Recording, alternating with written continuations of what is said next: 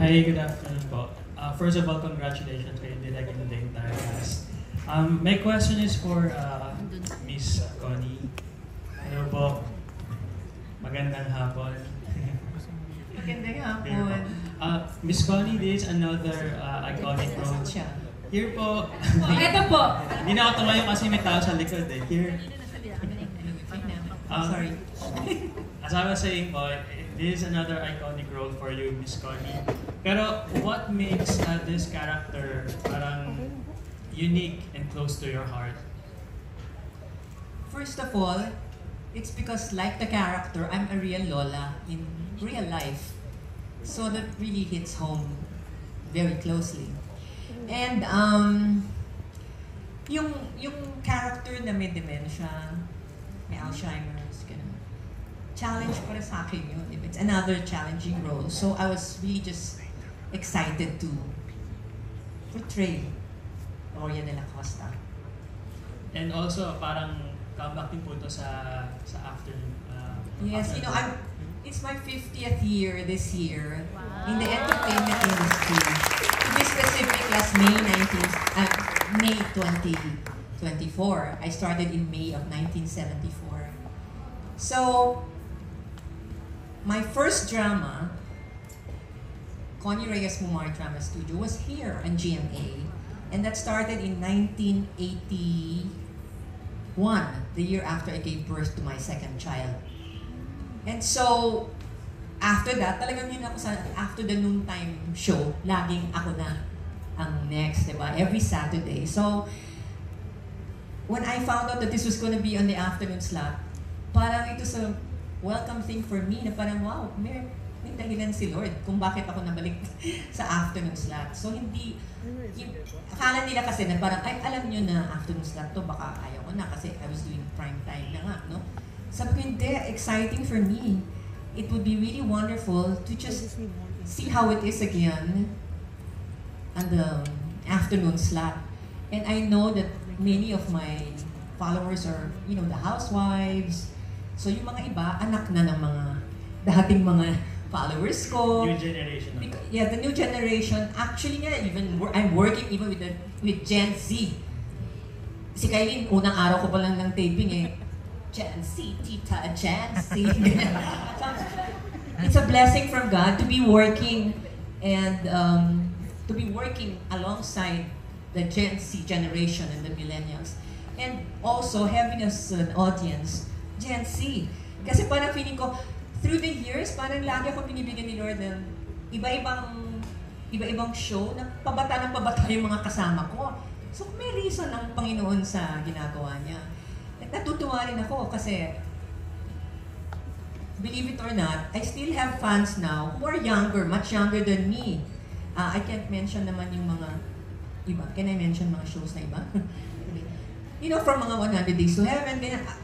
Kasi mga bata laging nakakasama ko, di ba? Yung Nathaniel, My Dear Heart, madami pong kasama mga bata. So yung mga kaidaran noon, or mas matanda, at saka yung mga kaidaran ni Nito, at saka yung mga kaedad ko at mas matanda sa akin, blessing, di ba? That they're still watching me.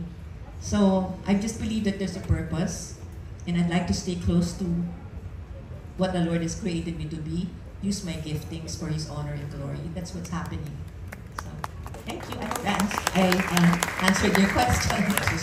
Last na lang from me, I would like to piggyback on the title of the show, Shining. Since sabi niyo po, you're celebrating your 50th year in the business, can you share with us one of your, let's say, shining moments as a television star po? Hirap. Ang dami kasi 50 years eh. Sobrang dami. Shining moment. Miss Lilibet, ano ba yung shining moment ko? Wala ako talagang ma-point out na in specific eh. But I guess really, what's in my heart is that ang pinaka-shining moment ko talaga siguro na hanggang ngayon, nandito pa ako. Naiyak ako. Alam niyo naman, iyakin ako talaga ever since, diba? Those who are familiar with what I do, what I've done in my career. I'm just so blessed. I feel so grateful that God has allowed me to use what He has given me, what talent He has given me, until now, that I'm 71 years old. So, I just feel so grateful, thankful, blessed. So, glory to God talaga sa lahat ng ginawa niya sa kanya. Of course, we're thankful po sa inyo for sharing with us your talent. Maraming salamat. Thank you. I love you, Tita. Love you too. Love you. Ayan, dami kong mga bagong loves. Okay, next po na... Ay, katabi ko po. Ayan. Hello po. Naku, tatanungin pa naman sana kita. Pero mamaya na lang. Of course, yung question to for Direk. Direk, kasi... Direk, Sir Don. Siyempre, ang bata mo, di ba? Ang bata mo. Tapos, gusto ko lang malaman yung experience working with the Connie Reyes. Of course, she's not just parang veteran, iconic, award-winning actress, not only sa movies but also sa TV Kumbaga lahat na ng mga pressure na pwedeng ibigay sa mga young directors, parang na-experience mo. Pero kumusta talaga working with Connie Reyes? Nung sinabi po sa akin na si Tita Connie yung inaayon namin na maging Aurea de la Costa, hindi ko na pinakawalan yun. Iniisip ko na dapat siya yung makuha namin. More than pressured po, parang mas na-excite talaga ako. I really wanted to work with her because it's not every day that you get a chance to work with someone as reputable and Yes. as talented as a Connie Reyes. And I really told her that personally. I tell her every time na doing my taping, I really feel blessed. Even, parati po ako nakangiti pag siya yung ka-eksena.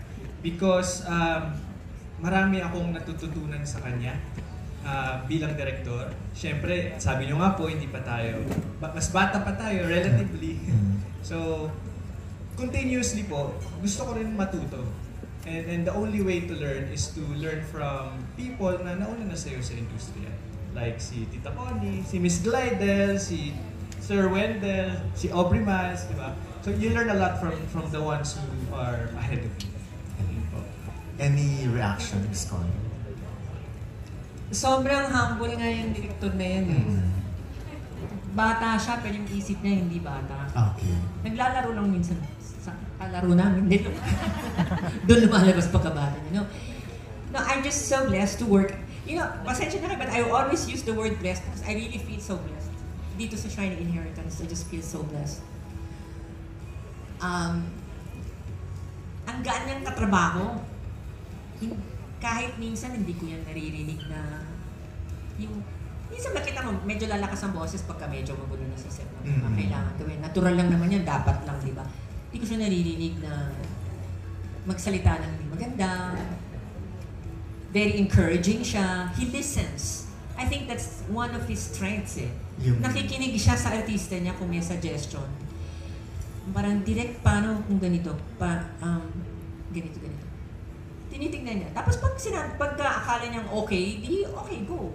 Pag meron naman siya nakitang, kasi tita, ganito nakikinig din naman ako. Nakikinig din naman siyempre yung matanda sa bata. At marami rin napupulot yung bata sa matanda. Mali. At marami rin napupulot yung matanda sa bata. Marami ako napupulot dito sa mga batang ito. Hindi ba? So, yun, it is a pleasure working with you, Direct. You know, he posted something in IG this morning. And I liked I liked it.